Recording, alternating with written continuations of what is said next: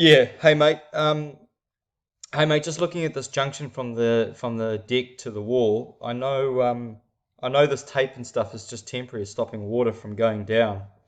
So that's fine.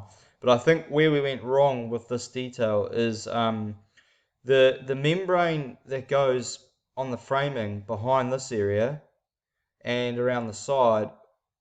Pretty much what happens now is when you weatherboard this, you're left with a little area here that you can poke your finger in, which you can't do, of course, water will get in. So this is what I think needs to happen. Remove all this area of wrap and cavity, a good, I don't know, 200 mil up in either direction, even on the side here. Make sure that your weatherboards are cladded up to the top of the cavity or the top of the deck at the very least.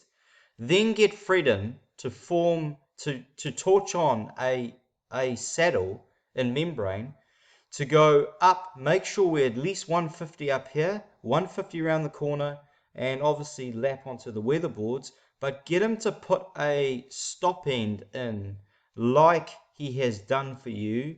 In Where's the photo? Here. Get him to put a stop in with the membrane, but obviously not, that's a typical, that's on the gutter.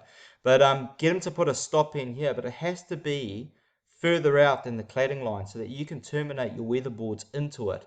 But that's the only thing that needs to change. No stainless steel saddles, no cap flashings. The only other thing is when the membrane laps along the weatherboard and runs all the way down, to tidy that up, let's make up a corner flashing just to go over the top of it. Put screws in it at every 800, just one screw through the side, just to tidy up, make it 5 mil longer than the membrane, just so that you don't see the membrane underneath the deck. So hope that makes sense, mate, for that detail there. So main thing is just, unfortunately, you're going to have to remove this cavity area in order to install a stop end made out of the waterproofing membrane product.